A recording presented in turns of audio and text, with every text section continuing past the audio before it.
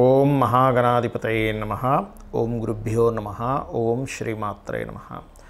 పరమేశ్వర స్వరూపమైనటువంటి జ్యోతిష, వాస్తు మరియు ఇతర అనేకమైనటువంటి శాస్త్రములను మనకు అందించినటువంటి మహర్షులకి నమస్కారం. హయగ్రీవ హయగ్రీవ హయగ్రీవేతి యోవధేత్తస్య నిస్సరతే వాణీ జన్హుకన్యా ప్రవాహవత్. అరుణాం కరుణాతరంగితాక్షీం ధృతపాశాంకుశపుష్పబాణచాపాం అనిమాదిభిరావృతాం మయూకైః అహమిత్యేవ విభావయే భవానీం. శ్రీమాత్రే నమః. ప్రేక్షకులకి ఆ లలితాంబిక అమ్మవారి యొక్క అనుగ్రహం పరిపూర్ణంగా కలగాలని మనస్ఫూర్తిగా కోరుకుంటూ మనం ఈరోజు చెప్పుకోబోయే టాపిక్ ఏమిటంటే, గత 2 సంవత్సరాల క్రితమే మనం ఒక టాపిక్ గురించి చెప్పుకున్నాం. ఏమిటది అంటే, శని భగవానుడు మకరం నుంచి కుంభంలోకి రాగానే చాలా మట్టుకు ఒక రెవల్యూషన్ తీసుకొస్తాడు. బిజినెస్ సిస్టమ్స్లోని ఒక కొత్తగా కనిపెట్టుకునే విషయంలోని అన్నిట్లోని బిజినెస్ రెవల్యూషన్స్ చాలా తీసుకొస్తాడని చెప్పుకున్నాం. అదేవిధంగా మనకి కుంభంలోకి రాగానే చాలా మార్పు ఏఐ ద్వారా వచ్చింది. అయితే మనం గతంలో ఇంకొక విషయం కూడా చెప్పుకున్నాం. ఏమిటది అంటే, శని ఇక్కడికి చేరేసరికి అంటే 2030 4వ నెల 17వ తేదీ అంటే 17 ఏప్రిల్ 2030 కల్లా ఇక్కడ చేరుకుంటాడు. ఆ సమయం కల్లా అందరూ కూడా వీలైనంత మట్టుకు ఓన్గా చేసుకునే దాని మీదే ఉండండి, జాబ్ కాకుండా అనేటువంటిది. ఎందుకంటే అలాంటి ఒక సిస్టమ్ని తీసుకురాబోతున్నాడు శని. మకరంలో ఎంటర్ అయినప్పుడు మీరు గమనించినట్లయితే ఒక 4.5 years బ్యాక్ మనకు కరోనా వచ్చింది.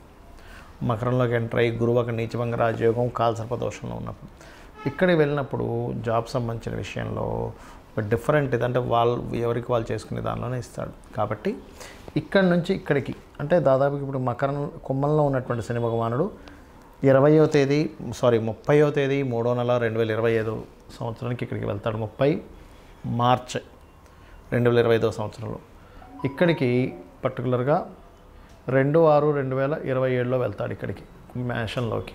సో ఈ రాసులు మారినప్పుడు ఏ లగ్నం వారికి, లగ్నం తెలిస్తే లగ్నం తెలియని వారి రాశి వారికి ఏ విధంగా ఉండబోతుంది 2030 వరకు అనేటువంటి విషయాలు చెప్తుంది నేనైనప్పటికీ కూడా చెప్పేస్తుంది సాక్షాత్ లలిత అమ్మవారిగా భావిస్తూ ఒక్కొక్క లగ్నం నుంచి, లగ్నం తెలియని వారి రాశి నుంచి చూసుకుందాం. మిథున లగ్నము, మిథున రాశి. మీకు మీ లగ్నం లేదా రాశి నుంచి, మిథునం నుంచి ప్రస్తుతం శని 9వ స్థానంలో సంచరిస్తున్నాడు. ఈయన ఎప్పటి వరకు ఉంటాడు?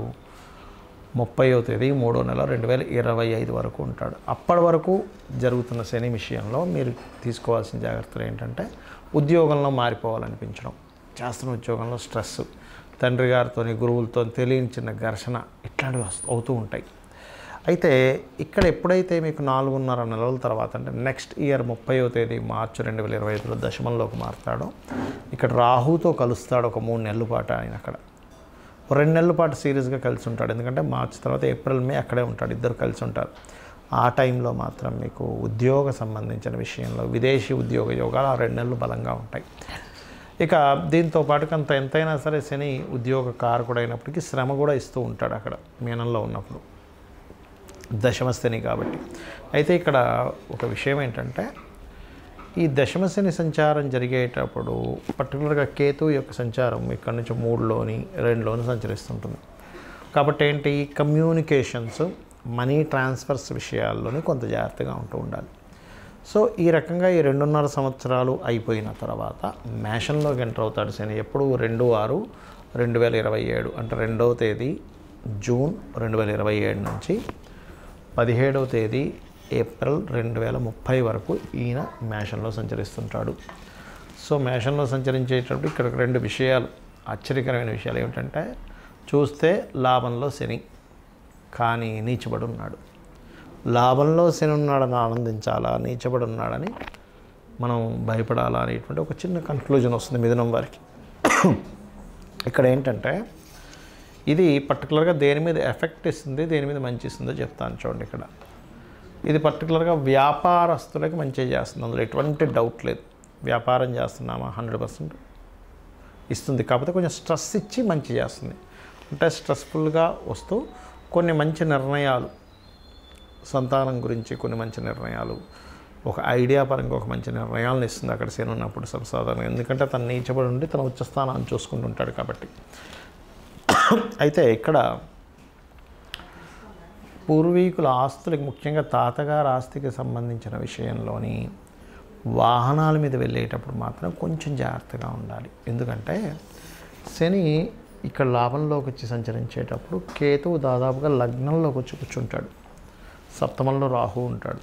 అంటే అప్పుడు ఏమవుతుంటుందంటే ఇది కొంచెం వివాహ నిర్ణయాలు, వివాహ సంబంధించిన విషయాల్లో కూడా దీని ప్రభావం పడుతుంది.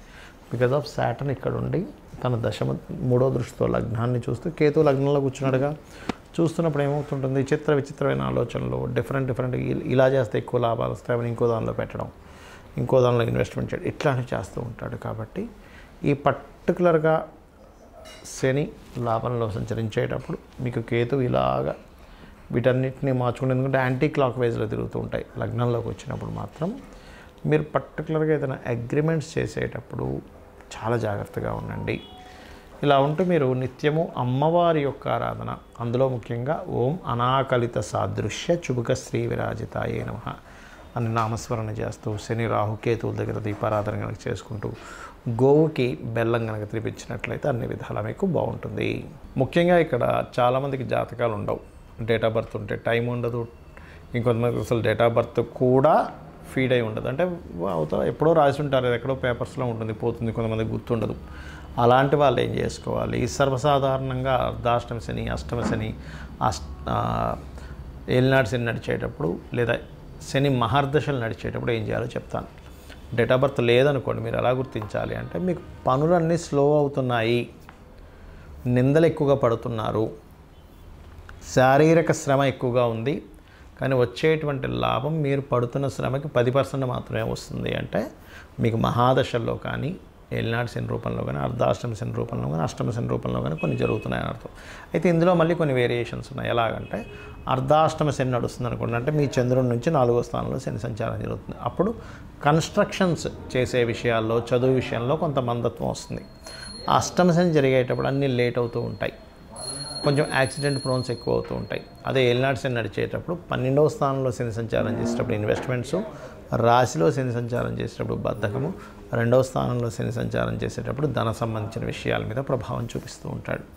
అయితే ఇక్కడ మీరు ఒకటి అర్థం చేసుకోవాల్సిన విషయం ఏంటంటే, ఎప్పుడు శని సంచారం మీకు వచ్చినా, అంటే శని కర్మకారకుడు కాబట్టి అతను తిట్టుకోవడము, శని బాలేడు అనుకోవడము కాదు. శని భగవానుడు నాకేదో నేర్పించడానికి వచ్చాడనేటువంటి భావనతో ఉంటూ ఖచ్చితంగా మీరు చేయవలసింది ఏంటంటే, ఇక్కడ ఒకటే గుర్తుపెట్టుకోండి, మీరు నిద్రపోవడం చేయకూడదు ఎక్కువగా. ముసలి వాళ్ళు, స్త్రీలు, చిన్నపిల్లల విషయాన్ని మాట్లాడలే. అనారోగ్యంతో ఉన్నవాళ్ళు లేదా బాగా ఏజ్డ్ పర్సన్స్, స్త్రీలకి, చిన్నపిల్లలకి ఇది ఎగ్జంప్షన్. మీరు యువకులై ఉండి ఆరోగ్యం అంతా బాగున్న వాళ్ళు మధ్యాహ్నం కనుక నిద్రపోయారా, శని యొక్క ప్రభావం నెగటివ్గా ఎక్కువ ఎఫెక్ట్ పడుతుంది మీ మీద. రెండవది వాకింగు, జాగింగు, ఎక్సర్సైజు, శారీరక శ్రమ సంబంధించినవి ఎక్కువగా చేయాలి, అప్పుడు దాని ప్రభావం మీ మీద పడదు. ఇక మూడో విషయం ఏంటంటే, ఇక్కడ మీరు గమనించవలసినటువంటిది, మీకు దగ్గరలో అంటే మీ చుట్టాల్లో ఏజ్డ్ పర్సన్స్ కానీ, మీకు ఏదైనా పనిచేసే వాళ్ళకి కానీ, ఆ రూపంలో అంటే కార్మికులు, కర్షకుల రూపంలో శని భగవానుడు ఉంటాడు. వాళ్ళకి ఏదైనా హెల్ప్ చేయండి. వాళ్ళు సంతోషపడడానికి ఏదో చిన్నపిల్లలకి ఒక చాక్లెట్ కొనివ్వడము, ఏదో ఒక షర్ట్ కొనివ్వడము, ఏదో ఒకటి చేయండి. అప్పుడు శని ప్రభావం నుంచి బయటపడతారు. అయితే ఇలా ఉన్నప్పుడు గోచారపరంగా మనకేంటంటే, శని భగవానుడు ఇక్కడ ఉన్నప్పుడు రెవల్యూషన్ తీసుకొస్తాడని చెప్పాను, కానీ ఇక్కడికి వచ్చేసరికి ఏంటంటే, ఎవరికి వారు దేశంలో, ఇప్పుడు చైనా లాంటి దేశాల్లో చూడండి, ఎవరికి వారు ఇంట్లోనే ఒక చిన్న కర్మాగారంలా ఉంటూ ఉంటుంది. అలా ఎవరికి వారు ఓన్గా జాబ్ పరంగా సెటిల్ అయిపోవాలి. ఎందుకంటే ఎక్కడో నేను జాబ్ చేస్తాను, వాళ్ళు నన్ను చూసుకుంటాను అనుకుంటే తప్పు. శని ఇక్కడ జరిగేటప్పుడు గుర్తుపెట్టుకోండి, మేషంలో, బికాజ్ ఆఫ్ ఆ టైం అనేటువంటిది అప్పటికల్లా ఓన్గా చేసుకునేది ఇదే మీకు యోగాన్ని ఇస్తుంది. ఇది బాగా బాగా బాగా గుర్తుపెట్టుకోండి. అప్పటికల్లా సిచ్యువేషన్స్ చాలా మారుతాయి, టెక్నాలజీస్ ఇంకా మారుతాయి. ఎంత టెక్నాలజీస్ వస్తున్నా మనిషి యొక్క అవసరం పడుతూ ఉంటుంది. కానీ ఈ విషయంలో కాస్త జాగ్రత్తగా ఉండండి. నువ్వులు ముఖ్యంగా దానంగా ఇవ్వడం, అందులో ముఖ్యంగా తెల్ల నువ్వులు, నీలం వస్త్రము దానంగా ఇవ్వడం, గోవులకి బెల్లము, గ్రాసము లాంటివి తినిపించడం, వీలైనంత మట్టుకు సుబ్రహ్మణ్యేశ్వర స్వామి, ఆంజనేయ స్వామి లేదా లక్ష్మీ నరసింహస్వామి ఆరాధన లేనట్లయితే కొన్ని శక్తిపీఠాలకు వెళ్ళి రావడము, ఇవి ఎక్కువగా చేస్తూ ఉండండి. ఇవి ఎంత చేస్తూ ఉంటే మీకు ఈ శని భగవానుడి యొక్క అనుగ్రహం అంతా కలుగుతూ ఉంటుంది. అంతేగాని మనం ప్రతిసారి నా టైం బాగాలేదు ఇట్లా అనుకోవడం కాకుండా ఇట్లా చేసుకోండి, అన్నీ ఖచ్చితంగా బాగుంటుంది. ముఖ్యంగా ఈ శని ఇక్కడ సంచరించేటప్పుడు కొన్ని రోగ సంబంధించినవి కూడా వస్తాయి దేశంలో, కొంచెం జాగ్రత్తగా ఉండాలి. అంటే దీర్ఘ రోగాలు అంటుంటారు చూసారు, ఒక పట్టాన పోకుండా ఉండేది. ఎందుకంటే సాటర్న్ ఈజ్ ది కర్మకారక ప్లానెట్. కొంచెం ఎప్పుడైనా శని కనుక ఒక్కోసారి చూడండి అతను హెల్త్ ఇష్యూ కాంబినేషన్లో వచ్చాడు, హెల్త్ ఇష్యూస్ ఎక్కువ ఇస్తూ ఉంటాడు. కాబట్టి వీటి మీద దాని ప్రభావం అనేటువంటిది ఉంటూ ఉంటుంది. ఇక మీరు చండీ పారాయణం చేసుకోవడము, లలితా సహస్రనామాల్లో ఓం అనాకలిత సాదృశ్య చుబుకశ్రీ విరాజితాయే నమః. అయితే ఇందాక మనం మాట చెప్పుకున్నాం ఏంటి, ఇక్కడ శని సంచారం జరిగేటప్పుడు 10th లార్డ్ కదా నీచ పొందుతున్నాడు కాబట్టి, న్యాచురల్ 10th లార్డ్ కాబట్టి నీచ పొందుతున్నాడు కాబట్టి ఇది కర్మ మీద ప్రొఫెషన్స్ మీద చూపిస్తుందని చెప్పుకున్నాం. అలాంటి వారు వాళ్ళ పర్సనల్ చార్ట్లో కూడా ఒకవేళ కర్మకారకుడు పాడయ్యాడు, 10th హౌస్ పాడైంది అనుకునేటువంటి వారు చక్కగా మీరు ఏం చేయండి అంటే లలితా సహస్రనామాల్లో ఫస్ట్ లైన్ ఉంటుంది, ఓం శ్రీమాత శ్రీ మహారాజ్ఞి శ్రీమత్ సింహాసనేశ్వరి నమః, లేదా ఓం మాణిక్య మకుటాకార జానుద్వయ విరాజితాయై నమః అని. ఇది కనుక చేసుకున్నట్లయితే ఆ లలితాంబిక అమ్మవారి యొక్క అనుగ్రహం చక్కగా ఉంటూ మీరు ఉద్యోగ వ్యాపారాల్లో రాణించాలని మనస్ఫూర్తి కోరుకుంటూ శ్రీమాత్రే నమః.